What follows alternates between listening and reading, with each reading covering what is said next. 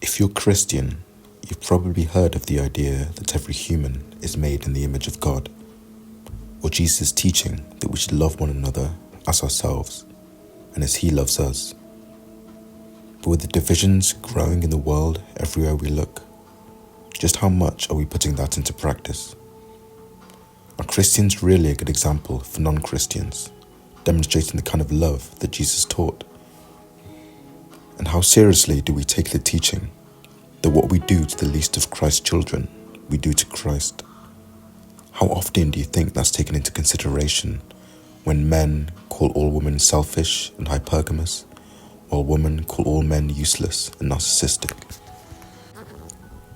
What about when the left calls the right brain-dead fascists, or the right calls the left brainwashed communists? When the black man calls the white man bigoted, or the white man calls the black man genetically inferior?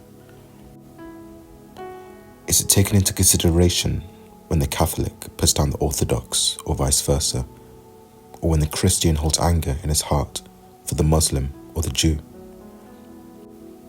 Just some things to think about as we go into today's excerpt from a Rudolf Steiner lecture from a series called Christ and the Human Soul, given in Copenhagen in 1912 and 1914. The relevant links will be in the description.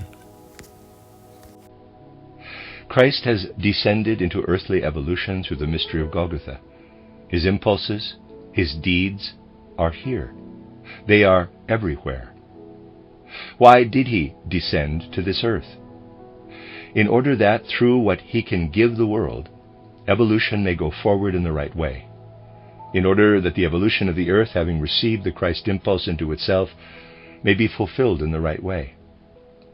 And if, now that the Christ impulse is in the world, we corrupt something through immorality, through a lack of real interest in our fellow human beings, then we take away a portion from the world into which the Christ impulse has flowed. This means that we directly destroy a part of the Christ impulse, since it is now here. But inasmuch as we give to the world what can be given through virtue, which is a creating force, we help build the world. We build it through our giving. It is not without reason that it has often been said that Christ was first crucified on Golgotha, but that He continues to be crucified again and again through human deeds. Because the Christ impulse has flowed into earthly evolution through the deed on Golgotha, we add to the suffering and pain inflicted on the Christ who came to the earth through our immoral actions, through our lovelessness and apathy. This is why it has been said again and again that Christ is continually crucified anew as long as immorality, lovelessness, and apathy exist. Because since the Christ impulse has permeated the world, it is this that bears the suffering. Just as it is true that through destructive evil we withdraw something from the Christ impulse, thus as it were continuing the crucifixion on Golgotha, so it is also true that where we perform deeds of love, wherever we act out of love, we support the Christ impulse and help bring it to life. Quote, "Verily I say to you, inasmuch as you have done it to one of the least of these my brethren, you have done it unto me." Close quote, Matthew 25:40. This is the most significant testimony of love, and this statement must become the deepest moral impulse. Once it will be fully understood through anthroposophy. We do this when we meet our fellow human beings with understanding and give them something through our actions, our attitude, our conduct that is based on an understanding of their essential being. Our bearing toward our fellow human beings is our bearing toward the Christ impulse itself. It is a powerful moral impulse, a real foundation for morality, to feel the mystery of Golgotha was fulfilled for all human beings, and from it an impulse has spread out into the whole world. When you encounter other people, try to understand them and all their differences, whether it be of race, color, nationality, religious belief, or worldview. When you meet people and you do something to them, you do it to the Christ. Whatever you do to your fellow human beings in the present stage of earth evolution, you do it to the Christ. The statement, quote, "I say to you, inasmuch as you have done it to one of these my brethren, you have done it unto me," close quote, will at the same time become a powerful moral impulse for those who understand the fundamental meaning of the mystery of Golgotha. Then we will be able to say, as the gods of pre-Christian times gave humanity instinctive wisdom, instinctive courage and fortitude, so does love stream down from the symbol of the cross. Love that is built upon the mutual interest between one human being and another. In this way, the Christ impulse will work in powerful ways in the world.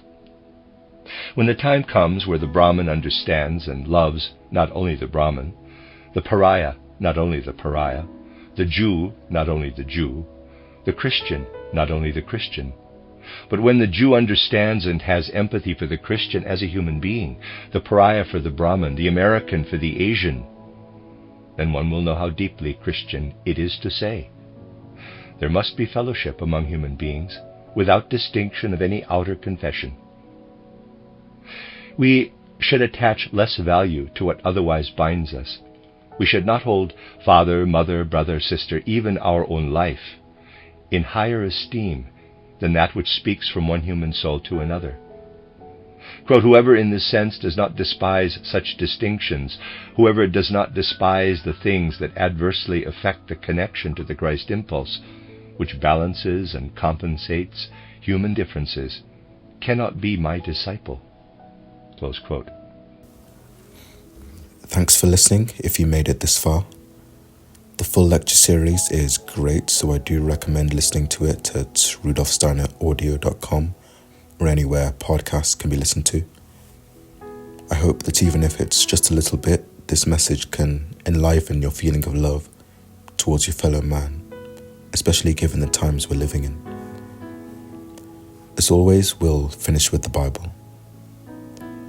When you hear of eternal punishment in this passage, I wouldn't sink too deeply into feelings of fear, but to rather look at the situation like that of a lost sheep, straying stubbornly from the beaten path, from the divine stream of spiritual evolution laid out for it, despite constant calls by the shepherd back to the path.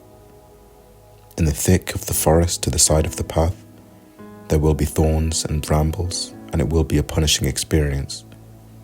But when we consider the nature of God's love and His plans for us, we might come to be of the opinion that we're given many more chances to get it right than we originally thought, and over a longer period of time. Without further ado, this is Matthew 25, verses 31 to 36. When the Son of Man comes in His glory, and all the angels with Him, He will sit on His glorious throne. All the nations will be gathered before Him, and He will separate the people one from another, as a shepherd separates the sheep from the goats. He will put the sheep on His right and the goats on His left. Then the King will say to those on His right, "Come, you who are blessed by my Father, take your inheritance, the kingdom prepared for you since the creation of the world. For I was hungry, and you gave me something to eat. I was thirsty, and you gave me something to drink. I was a stranger, and you invited me in. I needed clothes, and you clothed me. I was sick, and you looked after me. I was in prison, and you came to visit me." Then the righteous will answer Him, "Lord, when did we see you hungry and feed you, or thirsty and give you something to drink? When did we see you a stranger and invite you in, or needing clothes and clothe you? When did we see you sick or in prison and go to visit you?" The King will reply, "Truly I tell you, whatever you did for one of the least of these brothers and sisters of mine, you did for me." Then He will say to those on His left, "Depart from me, you who are cursed, into the eternal fire prepared for the devil and his angels. For I was hungry, and you gave me nothing to eat. I was thirsty, and you gave me nothing to drink. I was a stranger, and you did not invite me in. I needed clothes, and you did not clothe me. I was sick and in prison, and you did not look after me.